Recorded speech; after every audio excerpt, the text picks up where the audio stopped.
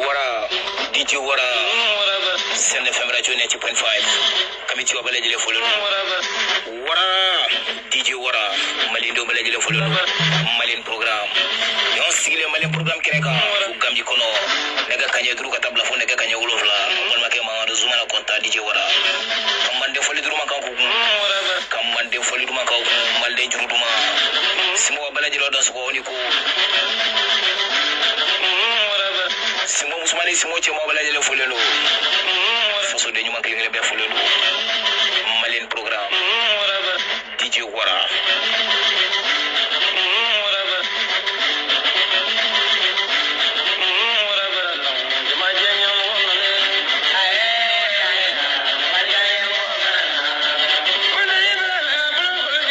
Malin program. Wati Kari Send the family Jola. Kauson Juruma, Foliduma Kaukumande, Foliduma Kaukum, Mali Foliduma,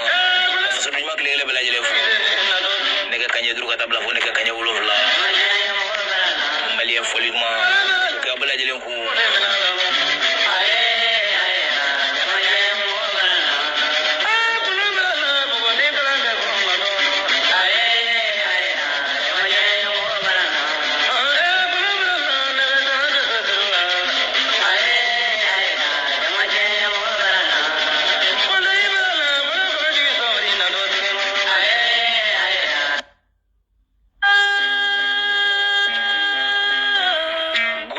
Irlandi obe fulido committee belajele fu community obe belajele nga fuli Tiwara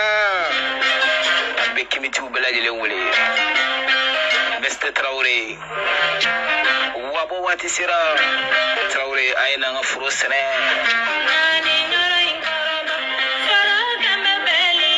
Beste Tugula Tiwati sira Chibete ngatambiri furu kono de ni wati do kumasira ukafo ukake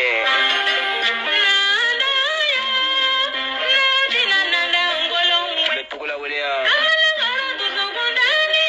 Ofo sergilo yiwelelo ya keneka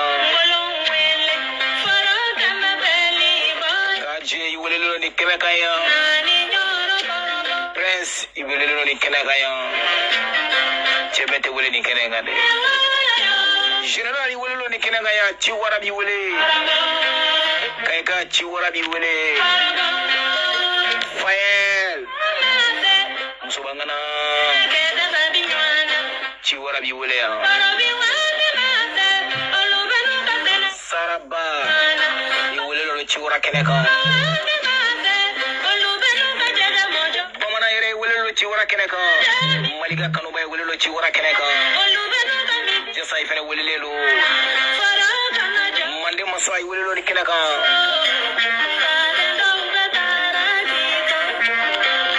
Committee wabe welelo ni kenanga ya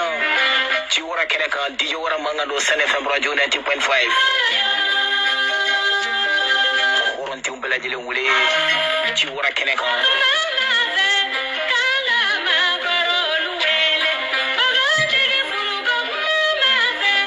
Sigira boro keneka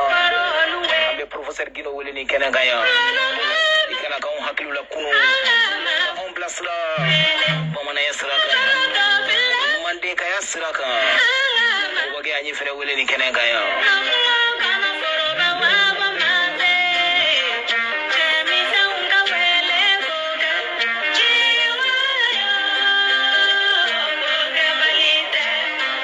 ni koyi dia sababu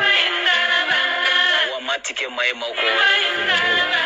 inana maubule bita maubule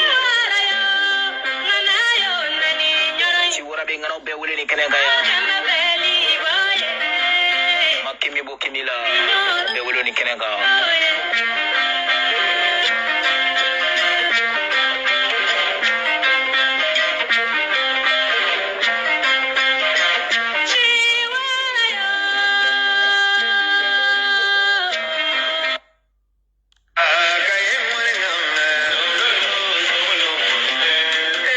Otep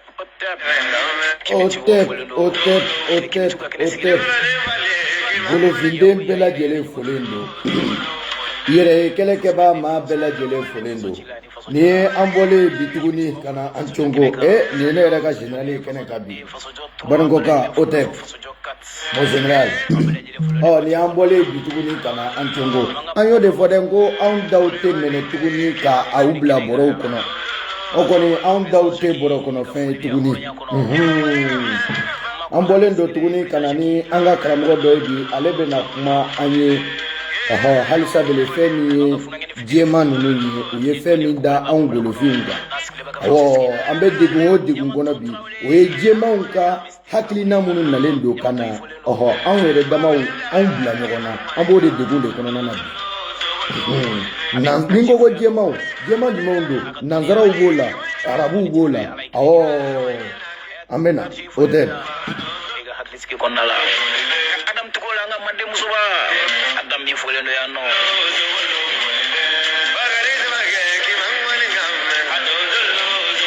mon general arabu tabolo ni mo antu to yi ni ankele le no na sabe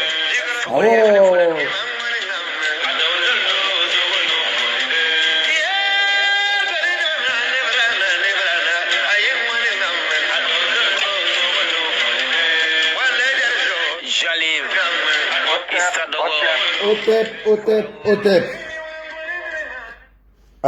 Karamogo yi folendo karibashiti la. Otep, iglobena. Allô? Otep, allô? Eglobenela. Wa. Attends.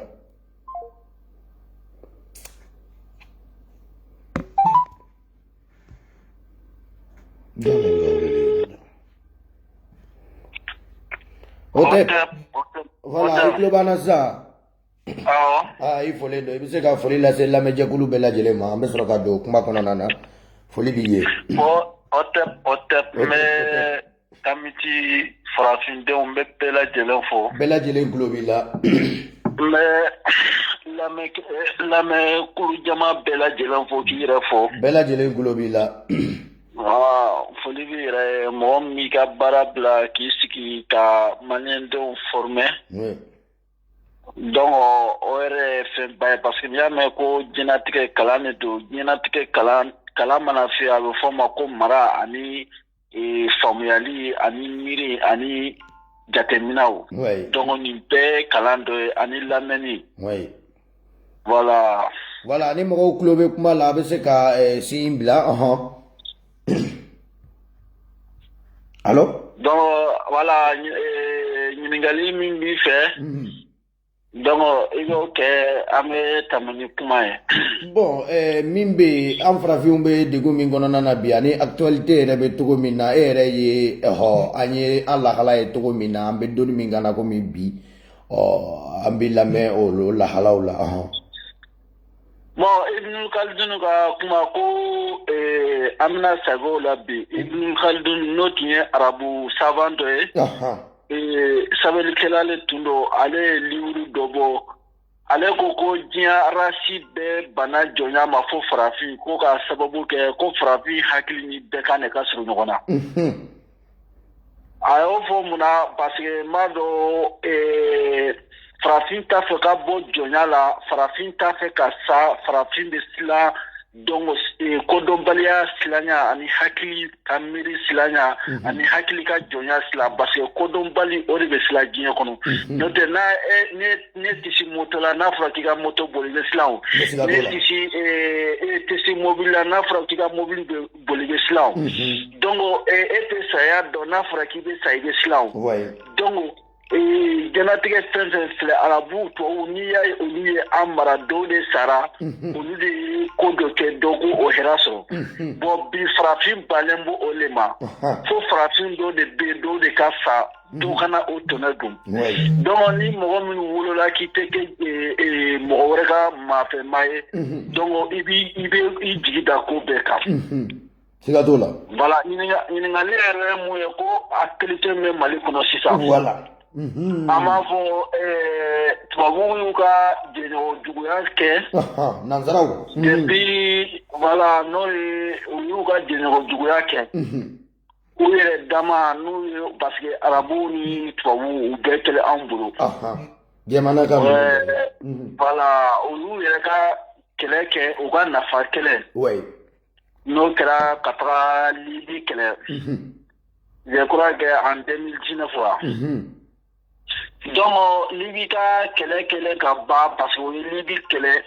o y'a ye hali n'a y'a sɔrɔ Libi tun ye arabu jamana ye hakilinaw tun b'a la o hakilinaw n'olu tun sabatila o tun bɛna farafinna ka ɲɛta dɔ yira o tun bɛna farafinna wulikajɔ dɔ yira o tun bɛna farafinna ka k'a yɛrɛ ye o tun bɛna o dɔ yira o dɔ ye mun ye Kadhafi tun ye fo mɔgɔw ma fɛn faamu Kadhafi tun ye wari caman financer wari minnu b'a to farafinna yɛrɛ a bɛ fɔ min ma ko satellite continent donc farafinna ka singa a yɛrɛ ka télévision su n'a ka communication ni a ka service secret farafinna ka singa o kɛ a yɛrɛ a ka hakilina dɔ tun ye min ye farafinna ka sin ka bange dɔ dilan a yɛrɛ ye bange min ni an bɛ sin ka wari bɔ an yɛrɛ kun ka an yɛrɛ ka jamanaw bila ɲɔgɔn na n'a bɛ fɔ ko marché commerce marketing donc an yɛrɛ ka sin ka an ka jamanaw développer an yɛrɛ ka an ka jamana kɔnɔ fɛnw san yanni an ka industriel kɛ an ka jamana kan an yɛrɛ ka fɛnw dilan an yɛrɛ fɛ k'olu san yanni an ka taa an ka wari n'an ka fɛn bɛ ta ka taa di tubabuw ma a ka laɲini tun fana tun ye fɛn dɔ ye a bɛ f'u ma ko armée constitution africaine développement l'armement sémitique n'o ye ka farafinna ka sin ka kɛlɛkɛ cɛfarinw na an ka Afrique armée dɔ labɛn unité dɔ labɛn komi an ka force voilà min b'a to an ka forcew min b'a to ni mɔgɔ nana bi Afrique kan a ma si an ka wariba sara ka taga tubabuw ka armée olu kana an lakana donc an ka wari an bɛ wari min sara ka a di tubabuw ma olu k'u ka armée bila ka na an k'o wari yɛrɛ ta ka an yɛrɛ ka sɔrɔdasiw an ka armée ma ani force tigi ninnu k'olu yɛrɛ bila Afrique walasa Afrique bɛ wari min na don wali jamanaw kun o kana bɔ an kun a ka laɲini fana tun ye farafinna fana bɛɛ ka kɛ pays kelen ye président kelen donc bon a y'o tuma min na a wulila o campagne ni fɛnw na allo ko tuma min na a wulila o campagne ni fɛnw na voilà wulila o campagne ni o kumaw ni o fɛnw na en 2000 comme n'i ye image dɔ bɛ n'i y'a ta tuma min na Kadhafi ye nin kuma fɔ sommet dɔ la États-Unis n'o ye sommet international fɛnkɛ a ye kuma in fɔ ye tuma min na tubabula jamana caman faamaw siranna kabini o wagati u ye jateminɛw kɛ k'u ka janfaw dilan donc k'u ka a ta parce que o y'a ye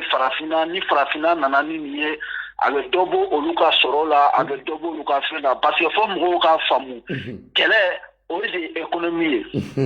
kabini diɲɛ dara fo bi kɛlɛ de bɛ yen awa kɛlɛ in tɛ ban kɛlɛ in tɛ fɛn wɛrɛ ye kɛlɛ in de ye sɔrɔ ye jamana caman ka sɔrɔ bɛ sɔrɔ kɛlɛ in de fɛ ni i bɛ si mɔgɔ la donc n'i ko a ma k'a ka fɛn d'i ma n'a y'i ban n'a ma d'i ma hɛrɛ la a b'a d'i ma bonɛ la donc o kɔrɔ y'a yira Kadhafi tun ye nin yɔrɔ ye walasa farafinna an ka sin ka nin bɛɛ kɛ donc farafinna fana continuer ka kɛ diɲɛ kɔnɔ an ka sin an yɛrɛ kɔrɔ bon tubabuw y'a ye nin decision ɲuman tɛ a Kadhafi o moment na a wari tun bɛ ale ye a tun bɛ sin ka financer a moyen b'a ye donc ni an ye Libi ci donc Libi ye Afrique économie pays puissance dɔ ye donc parce que ninnu fɛn fɛn filɛ wariko dɔrɔn de don n'i ye nin wari financer jamana na u bɛna a dilan donc a financement ale ko ni 30% ale kelen bi jɔ o la donc o ye fɛn bɛɛ kɛ ka Kadhafi ka jamana ci walasa nin ko kana kɛ mamina kadafinga jamana tile terroristu la n'u b'a fɔ ma ko terroriste état islamique olu wulila ka na saheli kɔnɔna na donc o nana saheli kɔnɔna na tuma min na o fana nana bɛn anw ka dɛmɛbaga juguw ma parce que fo mɔgɔw ka faamu mali kɔrɔfɛla problème janfa de don parce que farafin tɛ sɔn livre kalama diɲɛ tɛbagaw ye a bɛ fɔ minnu ma ko livre sɛbɛlaw n'o ye écrivain historien ye olu de bɛ diɲɛ tɛbaga ye olu de ye olu de bɛ sɛbɛnniw kɛ degun min bɛ e kan walasa mɔgɔw k'a dɔn donc sɛbɛnnikɛla parce que u ka livre fana bɛ sa n'i y'a jateminɛ sɛbɛnnikɛla caman taara anw ka nɔrɔ la ka kuma an ka tɔrɔkiw kan ka sɛbɛnni kɛ sɛbɛnni min b'a jira a bɛ komi toujours n y'a f'i ɲɛna cogo min na a bɛ fɔ ko farafin man kan ni mara ye quoi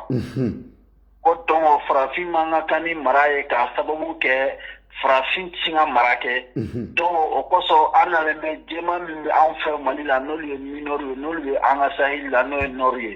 donc olu fɛ foyi t'u fɛ balo tɛ yen dɔgɔtɔrɔso tɛ yen ji tɛ yen kuran tɛ yen donc u balolen don komi bɛɛ kan donc fo ko o fana kosɔn donc ko u fana bɛ se k'u yɛrɛ ta n'u m'u yɛrɛ bɔ finmanw bolo donc finmanw m'u k'u ka jɔn ye o sɛbɛnlen bɛ u ka livre caman kɔnɔ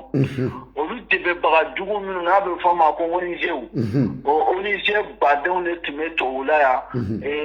ka MNLA financer ka wari d'u ma walasa u ka se k'u ta parce que ONG ye État ka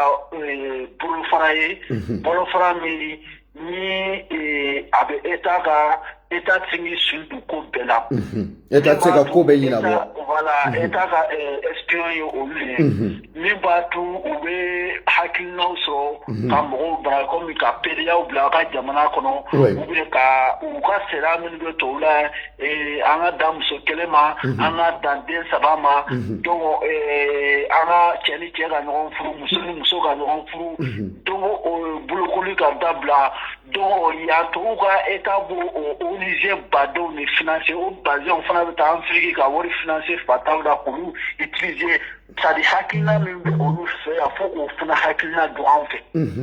o de kosɔn i b'a ye diɲɛ kɔnɔ a ka di bɛɛ hakilina min bɛ e la hali ni mɔgɔ bɛ baro la hakilina min bɛ e la a ka di e ye mɔgɔ wɛrɛ ka sɔn ma hali n'a y'a sɔrɔ e ta in tɛ tiɲɛ ye o ye nakiri yɛrɛ maaya la o de kosɔn i m'a ye ni diinɛmɔgɔw wulila a ka d'u ye an bɛna se a yɔrɔ ma u k'u ka diinɛ don bɛɛ la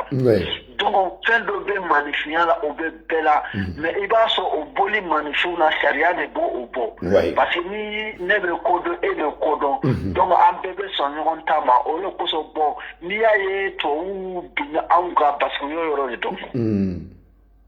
voilà donc tuma min na sisan ninnu mɔgɔ ninnu libi kɛlɛ cilen libi tiɲalen voilà ONG u tun ye mɔgɔ minnu bila minnu tun bɛ Kadafi yɛrɛ défendeli la donc u place t'u la Libi parce que Kadafi binna dɛsɛ ka ban olu kan ka boli de donc comme tɔrɔku fankelen t'u la jamana bɛɛ nationalité b'u bolo zone Sahel la ye donc bon nin fana m'a yirika fana k'a fɔ ko saheli fana manazeli tubabuw b'a kalama donc kalafin kɛlɛli fana tubabuw b'a kalama tubabuw b'a kalama cogo sugu jumɛn na n'i ko ten ko tubabuw b'a kalama o b'a kalama cogo min na n'i bɛ se k'i da don o la o walawala n ye parce que an ɲɛ bɛ mɔgɔ dɔw fana la o fana bɛ k'a fɔ ko ni tubabuw taara wala n'a kɛra ta bon i m'o hakilina yɛrɛ nalen an farafinw na bon a bɛ dɔn ko anw bɔla an kala yɛrɛ la de quoi ɔhɔ muda ni n ko ko tubabuw b'a kalama komi n y'a f'i ɲɛna tuma min na kabini u ye Kadafi minɛ parce que Kadafi tun ye force ba ye Sahel la parce que hali Libi yɛrɛ ye sahili bon o b'a dɔn kabini kalafima min na terrorisiw bɛ saheli in kɔnɔ n'u b'a fɔ ko état islamique b'u bila yen parce que hali n'i ye a jate mina Paris Dakar ka opération ba ka u ti taga Afrique ngo terrorisiw b'a fɔ ma ko islamique Al-Qaïda Maghribi islamique olu de u bali parce que u tun bɛ Libye Sahrawi parce que Sahrawi filɛ dugu min ye Sahrawi ninnu terroriste ninnu bɛɛ marayɔrɔ ye Sahrawi ni Morocco de Mauritanie donc mɔgɔ ninnu u ka ɲɛmɔgɔba ninnu bɛɛ marayɔrɔ tun ye de hali u ka ɲɛmɔgɔ minnu tun b'a fɔ ko Mugutar ninnu donc fɛnkɛ ninnu u ko ɲɛmɔgɔba ninnu ka marayɔrɔ n'u ka fɛn bɛɛ tun ye Sahrawi de parce que yɔrɔ dɔ bɛ Mali kɔnɔ Sahel kɔnɔna na a yɔrɔ i bɛ se ka bɔ fo direct fo Morocco ka sɔrɔ i ma bɔ dugu kan donc o yɔrɔ ka taga fo Sahrawi donc o yɔrɔ ye yɔrɔ ye o zone ka bon o pi minayɔrɔ tɛ yen a bɛɛ bɔda donc o mɛnna ye trafiquant ni drogue fɛrɛw kan olu b'a dɔn donc o wolola kɔnɔ o mɔna kɔnɔ o b'a dɔn donc ne tugura olu nɔfɛ kɛlɛ la dɔrɔn a ka gɛlɛn parce que o de b'u fɛrɛ an ka faamaw fɛnw ma ye voilà donc n'i ye ɲininka ni n ko ko kabini o yɔrɔ la tubabuw b'a dɔn kɛ tuma min na o y'a dɔn k'a fɔ ni an ye Kadhafi kɛlɛ o b'a dɔn k'a fɔ ko Saheli bɛna déstabiliser est-ce que a faamu donc o b'a dɔn i m'a ye fo Libye Italie yɛrɛ ye Macron critique la ouais italien ka ministre muso dɔ bɛ yen an y'o o video kɛ ouais voilà donc hali Libye teli Europe min hali olu yɛrɛ y'a kɔlɔlɔ sɔrɔ hali Europe yɛrɛ y'a kɔlɔlɔ sɔrɔ Libye teli ani o kɛlɛ min filɛ a y'a yira bi dunan min bɛ Europe mɔgɔw ma Mandela ka kuma de ko basa kɛlɛ ni ko i t'i da don a la donc a ko ni tasuma bɛ yɛlɛ ka fɛn sanfɛ o i b'a la kɔlɔsi an ka kɛlɛ Niger ani Mali ani Burkina olu tun man k'i tɛgɛ di ɲɔgɔn ma kosɛbɛ k'a fɔ ko nin ye anw yɛrɛ de ye parce que n'i y'a lakɔlɔsi bi kɛlɛ in na i b'a dɔn k'a fɔ ko farafin ni Vitum y'a la n'i ye jamanaw ta Mali Burkina Niger anw kɛlen tɛ sa fɛn na anw kɛlen tɛ Sahel la i b'a ye e y'a ye k'a fɔ ko attentat k'u taara bin Mauritaniens kan ayi an kɔni an m'o ye fiyewu Mauritaniens kɔni an m'a mɛn ko attaque foyi ayi o ma deli ka mɛn parce que faut que k'a faamu faut que farafinna k'a faamu jɛman bɛɛ jɛman kelen a bɛɛ fa kelen ba kelen merci donc finmanw ni an bɛ ɲɔgɔn minɛ an ka ɲɔgɔn minɛ n'an tɛ ɲɔgɔn minɛ an ka to yen donc ni kɛlɛ min filɛ n'a fɔra ko Mali ni Burkina anw n'olu tun bɛnna ka farafinya yɛrɛ kɛ hakili yɛrɛ ka kodɔn na k'i tɛgɛ di ɲɔgɔn ma bɛɛ k'i ka furancɛri minɛ ni mɔgɔ minnu kɛlɛ ka nɔgɔ o la ka tɛmɛ nin ye quoi siga foyi si t'a la parce que hali n'u bɔra ka taga Mauritanie a bɛ dɔn k'u bɔra ka taa Mauritanie voilà u kɔni ma bɔda o bɔda kɔni na o bɛ dɔn o la a bɛ dɔn ko u n'o tigiw de diɲɛ de don voilà donc Burkina yɛrɛ y'a kɔlɔlɔ sɔrɔ ka tɛmɛ ni Mali yɛrɛ n bɛ se k'a fɔ Burkina fana ye kɔlɔlɔba sɔrɔ a la awɔ an ye Burkina ka kɔlɔlɔ mɛn nka anw ta in fɛnɛ juguyalen dɛ ka taa an ka ɲɔ mɔlen suman mɔlen ka taa tasuma bila o la ten o fɛnɛ ka jugu dɛ an bɛ se olu bɛɛ ma n'i y'a mɛn an ko Burkina y'a kɔlɔlɔ sɔrɔ parce que Burkina ale tun y'u ka ɲɔgɔn dalajɛ yɔrɔ ye voilà bon Mali terrorisiya yɛrɛ ni nin ko nasugu Mali la a bɛ komi caciri bɔ tuma min na terrorisi filɛ tubabuw y'a kuma fɔ yan ko négocier tɛ o ni terroriste ni ɲɔgɔn tɛ donc n'a fɔra ko terroriste yɛrɛ tun bɛ négociation na fɛn na est ce que Faransi filɛ bi tuma min na terroriste taara Faransi olu bɛɛ faga fosi ma ba la hali an ka jamana in ka Barcelone terroriste dala ka na Barcelone dugu kɔnɔ mɔgɔ tan u y'a bɛɛ faga fosi ma ba la donc anw fɛ ni anw ye terroriste faga k'u man ka faga donc Mutari i b'a yira farafinna bɛ dugukolo dɔ sanfɛ mais a ka tɛ dugukolo ye a ye komi o an kan k'o bɛɛ ladon an kan k'o bɛɛ dɔn nin si in na k'a fɔ ko farafinna bɛ dugukolo dɔ sanfɛ an sago tɛ an yɛrɛ la c'est à dire a tɛ k'a fɔ ko an ka indépendance yɛrɛ b'an bolo tɛ dɛ an bɛ dugukolo yɛrɛ kan an ta tɛ an yɛrɛ ye an t'an yɛrɛ bolo kabako don dɛ tubabuw ye nin min kɛ an na normalement nin kan ka farafin den hakilitigi kodɔnna bɛɛ ɲa yɛrɛ hakili bila munumunu na voilà k'a fɔ ko tiɲɛ yɛrɛ la fɛn dɔ kɛlen farafin na min ka jugu ni janfa yɛrɛ oui parce que nin situation min kɛra donc bon mɔgɔ si tɛ se ka k'i yɛrɛ ye mɔgɔ tɛ kɛ jɔn ye i yɛrɛ kɔ awa mɔgɔ tɛ bɔ jɔnya la i yɛrɛ kɔ farafin ka kɛ jɔn ye farafin yɛrɛ de don fo k'o de kuma fɔ siga foyi si t'o la o du kuma fɔ ka go n ko kuma fɔ ka go farafinw ɲɛnɛ bi dɛ an farafinw ɲɛnɛ Mutari sisan an bɛnɛ fila la bɛɛ b'a dɔn farafinna bi arabuw ka produit parce que farafin caman hakili la ko o ye ala ko ye o dumuni o ka bon mɔgɔw ka faamuyali ma mais faransi ko hali mali kɔnɔ fatɔw b'a dɔn ko par rapport notre premier ennemi c'était France depuis 50, 60 années, farafin min kɛ faransi min kɛ farafinna bɛɛ b'o dɔn donc sisan depuis tuma min na coup d'état kɛra coup d'état kɛra cogo jumɛn donc an min y'a don formation min kɛra diɲɛ fɛ diɲɛ nana ye sisan a bɛ fɔ ma ko état islamique Mutari bɛ état islamique kɔrɔ dɔn wa état islamique silamɛw ka jamana sa kɛ voilà silamɛw bɛ jamana minnu kan o jamanaw le wililen don sisan ka diɲɛ manager ko diɲɛ ka kɛ fɛngɛ ko diɲɛ bɛɛ ka kɛ silamɛ jamana ye ko diɲɛ ka sariya bɛɛ ka tigɛ fɛngɛ la parce que u yɛrɛ b'a fɔ da la ko c'est la politique c'est un peuple c'est-à-dire diɲɛ bɛ ka mara ni jamana kɔnɔdenw ka hakili de sa bon n'a fɔra ko état islamique a bɛ fɔ ma ko la pouvoir vient de Dieu c'est-à-dire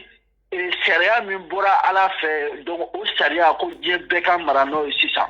donc o mɔgɔw de wililen don sisan ni kodɔnbaliw bɛ mali kɔnɔ o ni hakilitaw ani hypocrisiw parce que n'a nana dɔn sisan tiɲɛ yɛrɛ la ko terrorisiya ye silamɛya sariya dɔ ye hali mɔgɔ minnu tɛ ko dɔn olu bɛɛ bɛ réfléchir k'a fɔ tiɲɛ yɛrɛ la n'a fɔra ko silamɛya la ko nin de don anw t'a la ni jama nana dɔn sisan ni jama nana dɔn dɔrɔn mɔgɔw bɛ muruti dɛ jɔn bɛ se k'a fɔ ko ka taa mɔgɔw ka ɲɔ simiya kurun ka simiya kurun bɛɛ kɛ kɔlɔlɔ la awa i kɛlen ko bi an bɛna o bɛɛ de expliquer parce que dɔw bɛ k'a jate minɛ ko mɔgɔ minnu bɛ ka nin kɛ de ko de tɛ silamɛya kɔnɔna na or que o kabako dan don k'i jɔ an bɛna étape le la an bɛna se fɔ yɔrɔ le ma min nana ni o bɛɛ ye parce que ninnu ye ko kura ye donc ninnu nana cogo jumɛn fo o explication de di effectivement voilà fo mɔgɔw ka faamu mun nana ni o bɛɛ ye fo o nana o explication de sinon o tun tɛ kɛ mali la o maliyɛn si ka bɛn ka taga maliyɛn ɲɔgɔn ka ɲɔ jeni o min nana n'a ye fo an k'o de n ko bɛɛ bɛ sɛnɛ juguya dɔw ma voilà donc min nana n'a ye an b'a bɛɛ ɲɛfɔ ala y'a fɔ cogo min kuranɛ kɔnɔ a nana cogo min an bɛna si a bɛɛ ma bi ko mɔgɔ minnu bɛ groupe mɔgɔ minnu bɛ lamɛnni na k'u hakili u ka lamɛnni kɛ kosɛbɛ bi u mago bɛ fɛn fɛn na baasi foyi t'a la bɛɛ lajɛlen kulo ɲɛgɛlen jɔlen don ka i lamɛn voilà donc jamana minnu bon o jamana kelen bi olu le fana a bɛ fɔ minnu ma ko état islamique jamana minnu bɛ silamɛya la o jamanaw olu de bɛ ka financeli kɛ bon silamɛya in fana ye kulu fila de ye o kulu fila olu fana bɛ jamana kan olu fana tɛ ɲɔgɔn ye jamana ni Iraki taga lajɛ ani Syrie ani Liban donc ani Afghanistan Pakistan nu olu fana ka kɛlɛ tɛ fɛn wɛrɛ de a bɛ fɔ ma ko Shia ani Sunnitu donc olu fana ka jamana ka fanga bɛ Shiaw de la donc olu fana wulila fo olu fana ka Sunnitu mara donc olu fana ka kɛlɛ ye nin ye quoi donc silamɛya yɛrɛ filɛ yala mɔgɔw b'a fɔ ko misiri bɛ yɔrɔ min ko donc ko mɔgɔ man ka mɔgɔ kɛlɛ bon ne ma bɛɛ ka mɔgɔ min ye Mali silamɛya kalan ne t'a dɔn ninnu ye bɛɛkaw de ye wa a bɛ hakɛ to u tɛ fɛn dɔn Mukutari misiri tun tɛ Maka wa Alikaba tun tɛ wa n ko olu yɛrɛ dama kɛlɛla a bɛ fɔ o ma ko la guerre civile kalifa fɛn fɛn nana k'a ta Bubakari ma kana bila Umar la kana bila Usman na donc a bɛɛ ye kɛlɛ kɛ silamɛya kɔnɔ u yɛrɛ silamɛw yɛrɛ b'o fɔ aw b'o kɛlɛ in kɛ waati min na o misiw tun bɛ yɔrɔ jumɛn na voilà donc aw bɛ se k'a fɔ sugu jumɛn o ɲɔgɔn kɛlɛ guerre civile de fana filɛ Mali kɔnɔ tuguni est ce que y'a faamu parce que dɔ ko anw ye silamɛ dɔ ko non fo an ka sariya de sigi donc a bɛɛ ye silamɛ de o kɔnkiti kelen de fana filɛ c'est à dire fo que ni an ma tiɲɛ de fɔ ɲɔgɔn na jamana in kɛlɛ tɛ ban c'est à dire problème ye yɔrɔ de mɔgɔ minnu filɛ kɔrɔn fɛ dɛ c'est à dire o ɲɔgɔnna kɛlɛ fana kɛra kira salen kɔfɛ tuguni parce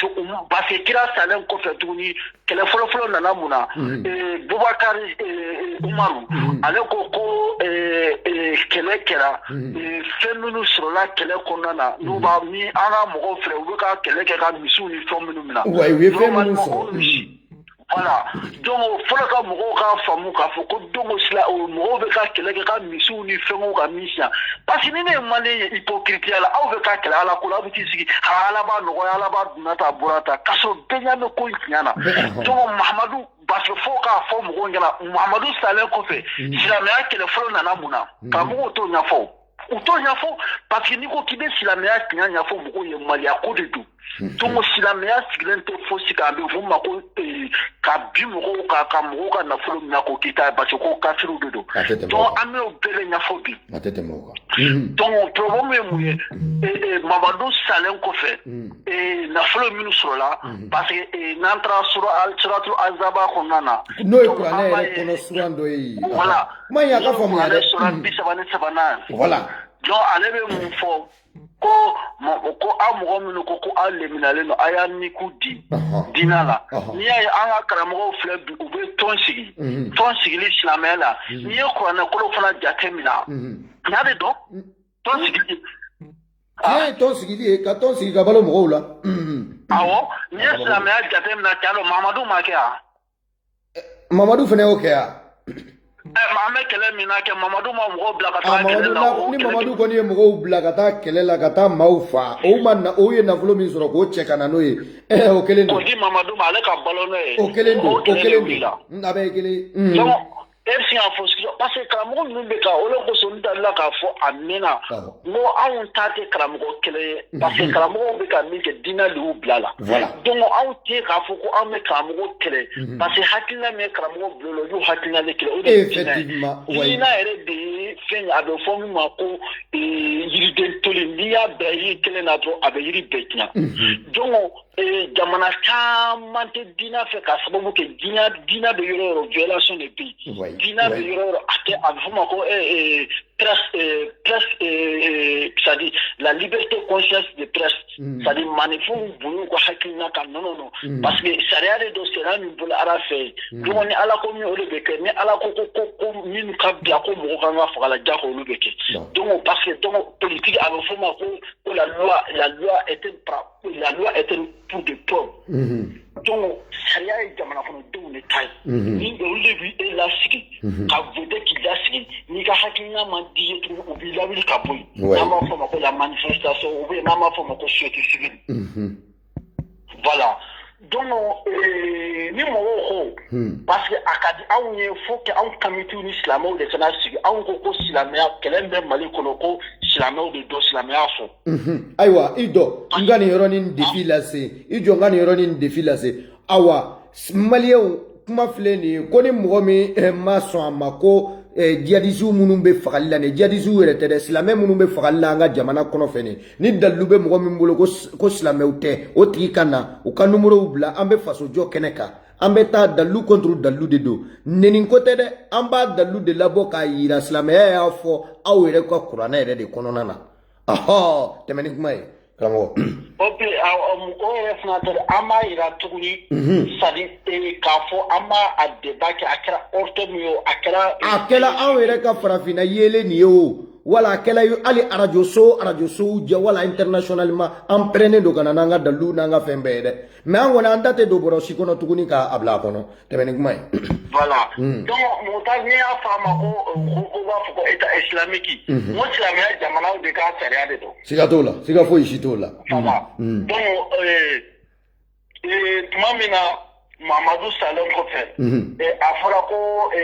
nafolo minnu sɔrɔla kɛlɛ la ko silamɛw de ta don donc Mamadu sara sisan k'an ka na ka bila silamɛw de ka kɛsi kɔnɔ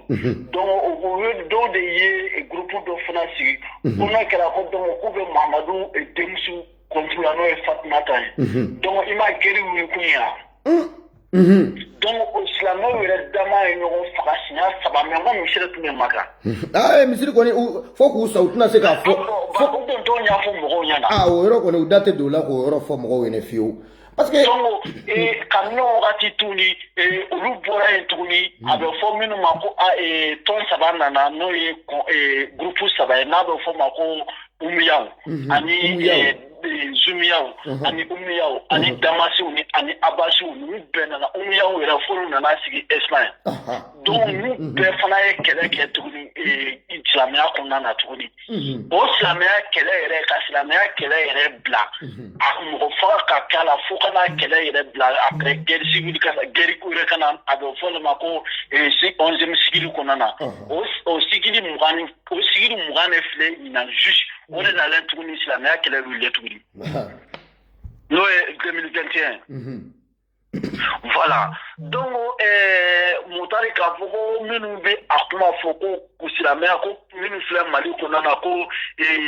delinquants de don ko zone de don donc n'i y'aw kuma fɔ ne na Mamadu fana tun ye delinquant de zone de don parce que ale le fɔlɔ y'a kɛ voilà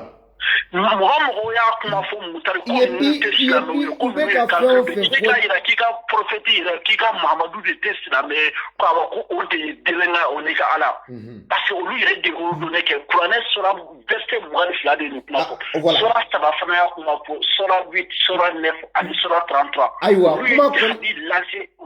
kuma kɔni filɛ nin ye lamɛnjɛkulu kuma filɛ nin ye mɔgɔ minnu bɛ kuranɛ dɔn aw minnu ko a bɛ mɔgɔ minnu kunna ko mɔgɔ minnu silamɛ minnu bɛ kɛlɛ la an ka nord la nin ye wala an ka jamana yɛrɛ fan bɛɛ mɛna k'an bolo k'a kalaya hali i b'i ko yɔrɔ min na i bɛ t'i ja yɔrɔ min na an ɲɛ t'o yɔrɔ la an ka jamana kɔnɔna na awa a ka silamɛya nin de ɲɔ de don dɛ a tɛ se ka cɛ fiyewu tɛmɛ ni kuma ye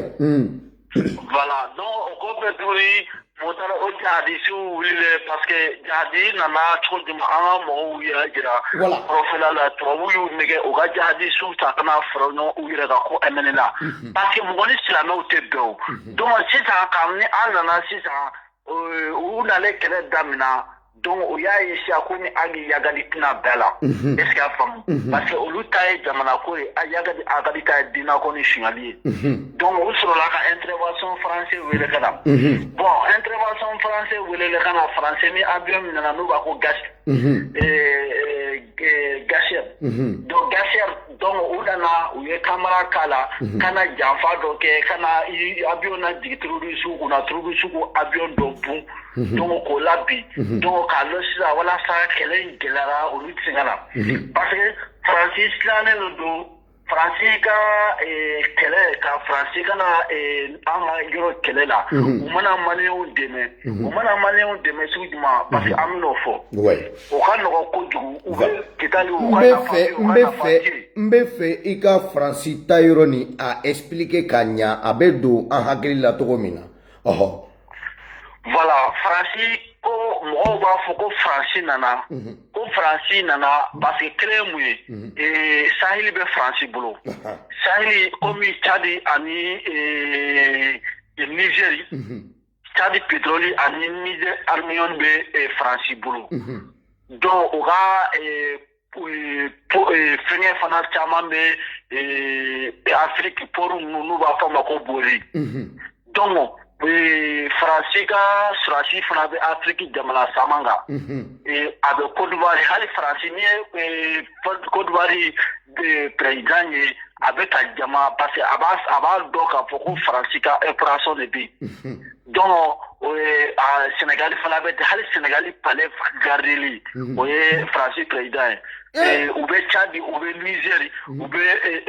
Côte d'Ivoire donc u bɛ Djibouti u bɛ Namibie donc u bɛ Cap Vert donc u bɛ nin bɛɛ la quoi u ka soldats bɛ nin bɛɛ la quoi. A tɛ tɛmɛ o kan na tɛ tɛmɛ o kan. Voilà donc faransi y'o kɛ parce que faransi ka mɔgɔw ma fɛn fɛnɛ faamu faransi ka nafaba bɛ bɔ Niger ni Mali kɔrɔfila Manasses la faransi ko o nafa bɛ dɔgɔya peut-être a bɛ se ka kɛ o bɛ mina faransi la donc faransi ka tɛ installer Kigali satellite donc a ka gɛlɛn faransi b'a ka intérêt fɔlɔ min portezo la o ye Niger ye a filanan ye mun ye a bɛ se ka kɛ produit minnu fana bɛ anw ka jamana kɔnɔ ni kɛlɛ in fana mana ban a bɛ se k'olu fana sɔrɔ k'olu expulser est-ce que a faamu o ye faransi ka fɛn parce que munna a fɔra ko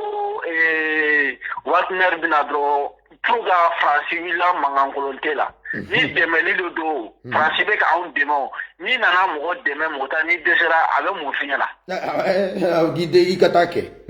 n'i ka taa. minnu fana bɛ si ne ye parce que ni fɛn fila de don Wagner nali a bɛ fɛn fila yira faransi la fɔlɔ ni Wagner nana a b'a yira tiɲɛ la faransi la ko janga force wɛrɛ bɛ yen min ka bon ni faransi ye.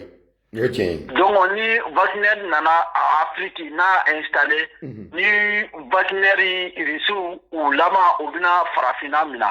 parce que comme Sinois ye farafinna minɛ a bɛ fɔ o ma ko commerce mondial la donc Sinois ye farafinna minɛ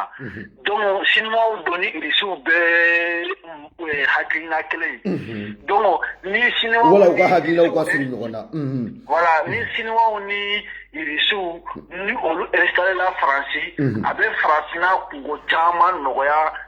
woni la a bɛ farafinna bɔ jɔnya a ka taari n ka farafinna bɔ jɔnya la parce que fɛn caman bɛ kɛ farafinna la donc farafinna dɛmɛbaliya oni la o de b'o kɛ ni irisiw ni Chinois installé Afrique hali n'a y'a sɔrɔ olu tɛ droit sara hali n'a y'a sɔrɔ mais olu tɛ na mɔgɔ ka jamana kɔnɔ olu bɛ mɔgɔ ka jamana kɔnɔ fɛn san mais olu tɛna mɔgɔw ka jamana bɔ parce que irisiw ani Chinois ni Chinois bɛ n'i ka fɛn ta a b'a financer a bɛ wari de d'i ma a bɛ n'i ka fɛn ta e yɛrɛ ti min ba parce que a ye dɛmɛ dɔ k'i hali n'a y'a sɔrɔ a bɛna dɛmɛ in boli k'i ka fɛn na cogo cogo ale bɛ dɛmɛ dɔ k'i bon a ti da don i ka politiki la donc a ti da don i ka culture la mais faransi bɛ n'i mara k'i ka kuma contrôler k'i ka sariya contrôler k'i ka ji min ta k'i ka fɛn bɛɛ contrôler k'i mara k'i ka ta o de ka di faransi. kana yira i la ni ale tɛ e de tɛ yen. Voilà. Fo o yɛrɛ nana don an yɛrɛ maliyɛn dɔw fɛnɛ kun na tɛmɛ ni kuma ye. Voilà. Voilà. Donc sisan pour ka mun na Mutari faransi dɛsɛra a bɛ fɔ ma ko opération min bɛ dɔ la faransi ti ka kɛlɛ kɛ. A bɛ parce que fo o de gulo fɔ mɔgɔw ɲɛna minnu bɛ ka kuma ni faransi taara an bɛ balo sugu jumɛn est ce que faransi bɛ kɔrɔ fɛ cogo min na o b'a dɔn wa. Mali kɔnɔ mɔgɔ minnu bɛ se ka kɛlɛ kɛ yen a bɛ fɔ ne ma ko opération antiterroriste n'a bɛ fɔ ma ko Fortasit o Fortasit ninnu c'est à dire olu kelen kelen o sɔrɔsi kelen kelen ka c'est à dire ka maintenir c'est à dire ka a ka intéressé n'a ka fɛngɛ ko o ye c'est à dire san kɔnɔ o kelen kelen miliyɔn kelen de o sɔrɔsiw c'est à dire o sɔrɔsi kelen kelen valeur bɛ komi sɔrɔsi tɔw mɔgɔ 300 mɔgɔ 500 a sɔrɔsi kelen minnu bɛ Mali kɔrɔ opération kɛ o sɔrɔsi formelen ni man ca faransi bolo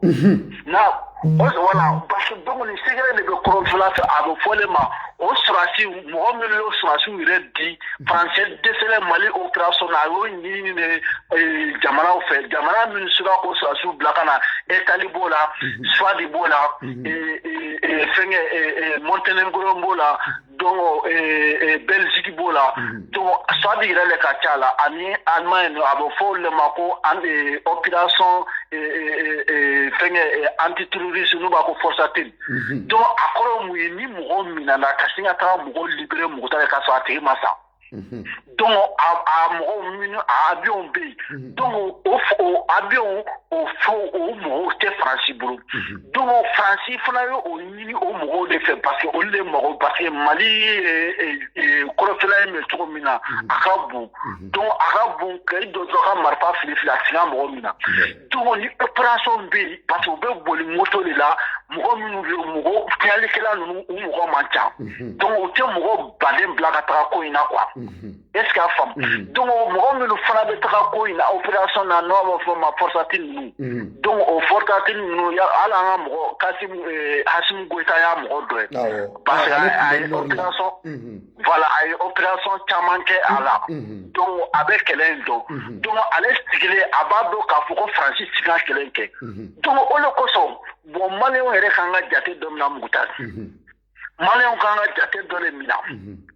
anga faso ko ere ta patriotique malien ngere manga foni frami malien min ba ere don ko horondo mali ngere kono bina mena mo mina ne ere ka hakila la nyen kali boko la journal français na mena mo la ha ka fo ko français kana trawi ki dado français défendre akra politique akra civil akra fefe nyen kali de saraka ga si kubem na ka to bla ka so o liye français ere ka sa no liye no en tout cas parce que ne ta do ni mbese ka bo an kono to mina ni o ma yanika gologwema unna o ma on tunte dugolo sanfɛ ya wa ngo gologwema unna na an soro ya de o bola an de fi ma unna mama mo mbeni abi de ujele Francis be ni kele mi fila Francis sikake no kuma nya fiena mo mo be ni ke no fu ni kele opération de Mali kuna ni kele no parce que ni mo mun kasali provision kasali bina do la beneno bina donc mo mo be ni kele ke o ka sino ere so kono ere fila atete mo mo mo be ni kele ke force atiru donc amo ere ma famba bet fait quoi soit dit tout soit dit on la coupe de français d'abord la coloca général parce que au lieu de terrain ka ko payer français rekeni pe mana ka fo la chali no fait trop vraiment on a le chali ni chali mo ayo kuna foni ya me fie o kera voilà donc on va la ko français ka ke soutma il est malien jode kuma nyeni de malien tala ko français ka to ide malien do de be munu nu hakilu te nyon fe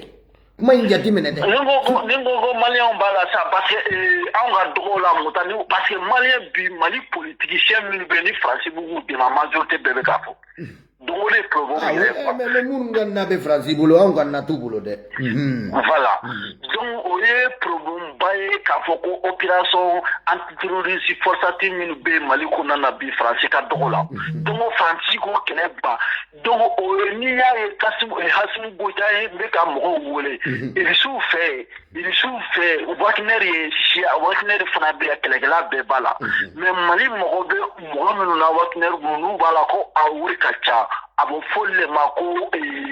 forçatilu abo forma antiterroriste mi be sira wili ka otra gelema uke kaso jamana ko de mbasa no awoka hani na de ute mo bo mo la de ube fokata ngalo fi nu de bena ha ni tu ida fo ni blasa kelem ka to komi sidi kono na samo nu dans 30 minutes nous verrons Wagner ou bitaka mo nu mina kalu tu foka abo li abo folle mako forteci feno est-ce ya forteci tu ngati anti opération ou opération gelemba ou deke donc bi mali wala ko so ni surasu nale surasu una na ka fe ni surasu nale ou baso le terenka oui o ba sidole asimu bola yo ko felake dawo nous politiciens même dans les manamana kan fola e politiciens to isa ne ndamalen do malien politicien munu bu sigi jamana yɛrɛ bɛ togo min na sisan na politicien jɔw k'u sigi k'u ka élection ko kuma de fɔ quoi o y'a sɔrɔ jamana yɛrɛ binna k'u to premier ministre la wala k'u to jamana marali la kabako dan de don quoi sinon malien ka kan ka wuli ka taa ni politicien ninnu ka sow de ci tɛmɛ ni kuma ye. donc voilà donc motari o so bi an bɛ yɔrɔ min na bi malien de kan ka bɛn Kaira. Ima aya Francis Barabagali minke. Aya Francis Barabagali ke mugutari ha. Sansegi ha. Francis ma opération minke Mali krode. Kalo fila konana ube koke kata. Ambre ni yere la bla mɔgɔ min ye a b'a yɛrɛ la ko sigi t'i kunkolo la mais n'i y'a yira la ko sigi b'i kunkolo la a fɛnɛ a b'a yɛrɛ la ko sigi de b'i kunkolo la an tun y'u bila de u ka kɛ min ka d'u yɛrɛ de ye o. Voilà. U ye mɔgɔw tɔɔrɔ de. Ne mɔmuso tun bɛ ko dɔ fɔ n ye. N'a tun ye n sigilen n tun tɛ kuma. A b'a fɔ ko mɔden a ko ne bɛ ka jɔrɔ dɛ. Ci tɛ kuma. A ko kuma est-ce qu'il y a femme kuma jatemina de do kuma jatemina dɔrɔn de siga foyi si t'o la o kɔrɔ ye mun ye kuma man ɲi kuma baliya man ɲi kuma kɔrɔ de do parce que an ka mɔgɔkɔrɔ tun tɛ kuma gansan kuma man ɲi kuma baliya man ɲi diɲɛ yɛrɛ kɔnɔ i b'a la kɔlɔsi faama minnu bɛ diɲɛ kɔnɔ bi n'u ka jamana kɔnɔdenw b'u fo les très efficaces n'u ka jamana kɔnɔdenw b'u fo n'u ka jamana développé no Chine ani Irisiw u ka président tɛ kuma mais n'u kumana don dɔ fana mɔgɔw b'a dɔn ko cɛbakɔrɔw kumana siga foyi si t'o kuma la siga foyi Manuel Macron an ka jeliw k'i hakɛ to Manuel Macron an bɛna tɔgɔ la ko Kuyatɛ ba Manuel Macron ko jɔw ye tigɛ ci o kulo kɔrɔ de o taw bɛ kulo tigɛ de ci o kulo kɔrɔ ale cɛnin malobaliya dan ye hali an ka jeliw t'a ka kuma ɲɔgɔnna kɛ bi a ma foyi yala fɔlɔ a partir de bi an bɛna Manuel Macron publicité an tɛ Manuel Macron foyi dɔn a bɛ fɔ ma ko Kuyatɛ ba Europe ɲɔgɔn ka jeli Manuel Macron ba tɛ fosi ye Europe ɲɔgɔn ka jeli an bɛna o de tɔgɔ da la sisan a bɛ ni jeliya dɔrɔn de la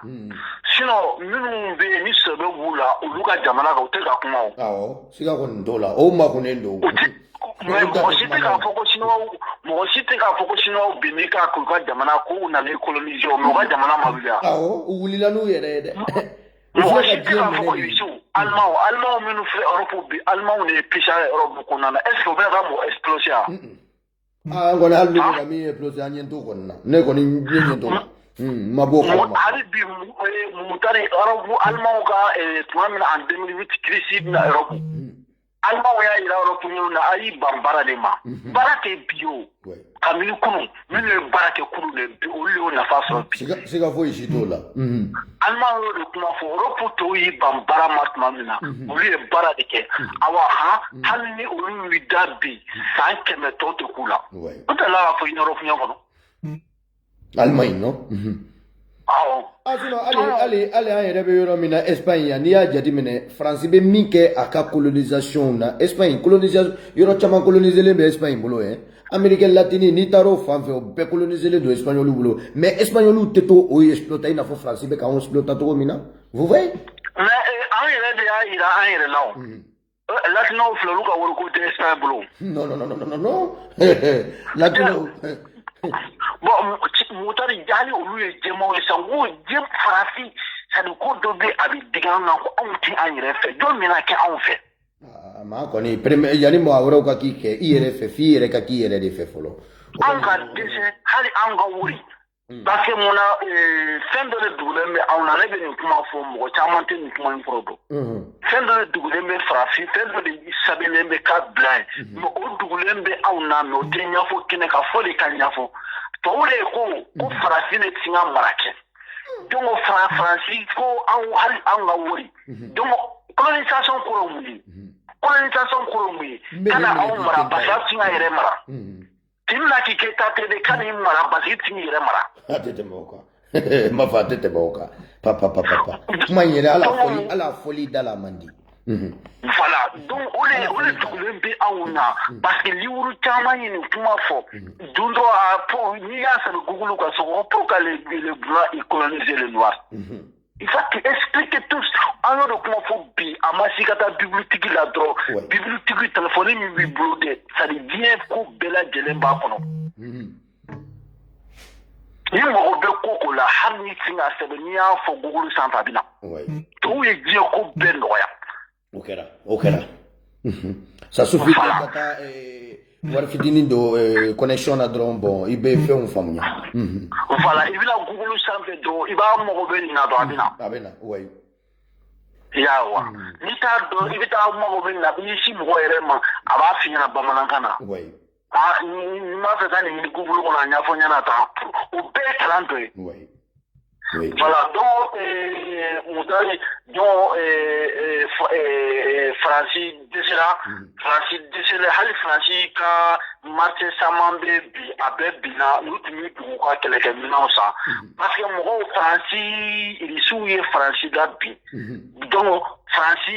parce que irisiw tɛ Europe jamana wɛrɛ contre la irisiw bɛ Fransi de contre la fo bɛɛ k'o faamu mun ye irisiw bila Fransi contre la Fransi de tɛ maa si ka hɛrɛ fɛ n'u ta ten o kɔni o ye français ye dɛ u tɛ u français yɛrɛ maa nana français kunna bɛɛ ko français de sinon na u mago foyi tɛ maa wɛrɛw la parce que o sɛbɛnlen mu o tɛ hali Afrique kelen to yen donc tubabu caman y'o de don i m'a ye donc u dala ni kɛlɛ wulila yɔrɔ o yɔrɔ u dala ka ɲɔgɔnna kɛ Ukraine fana na donc Ukraine fana k'u bɛ taa marifama jugu dɔ san Rusiw y'a dɔn donc a si Hollande y'i boli ka taga ko in lasagɛ tuguni parce que Rusiw ko ni o y'a sɔrɔ fɛnkɛ Wagner kelen de bɛ yen ko ni marifa in dira Ukraine ma k'u bɛ taa France ten. Donc Hollande y'i boli kana hali presse ma bɔ k'i boli k'i dugu kana ka wari sagɛ. Donc o dimi caman de bɛ France la ni u tun b'a fɛ ka simariyɔn dɔ fana feere Australie ma Amérique fana y'o bloqué. Donc o b'o fana na dɔrɔn u b'a fɛ Mali kɔrɔfila min fana nɔfɛ dɔrɔn an fana ka sɔrɔdasiw nana k'u ka bɔ yen u ka intérêt tiɲɛ n'a ye. Donc bin sisan donc mun débat bɛ Faransi sisan ko surakaw ni finmanw ko olu gɛn ko olu de bɛ kojugu kɛ la Faransi.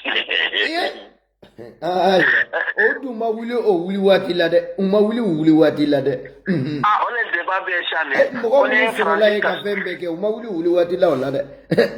o y'o kuma fɔ dɛ ko parce que ko ni ma o kɛ sisan ko à partir de 2050 ko Français sera libre. Mais c'est normal France yɛrɛ kelen to hali Europe y'a kɛ parce que Europe ya n'i y'a jateminɛ maakɔrɔ de ka caya ka tɛmɛ France maakɔrɔ ko tɛ dɛ u bɛna parce que France denmisɛnnin ka ca ni Europe bɛɛ o parce que dunanw bɛ yen dunandenw problème ye min ye ko France bɛna kɛ Liban ye ni jihadi la quoi silamɛya kelen ye. étranger minnu bɛ taa yen ka t'i sigi yen u bɛ den minnu sɔrɔ diyagoya kɔni o bɛ o bɛɛ 40% bɛɛ silamɛ de minnu welela i yɛrɛ b'a lɔ peut-être a dɔw yɛrɛ tun bɛ n'an ka groupe fɛn sanfɛ n t'a dɔn n'a bɛ bi kunba. Kumba bɛ yan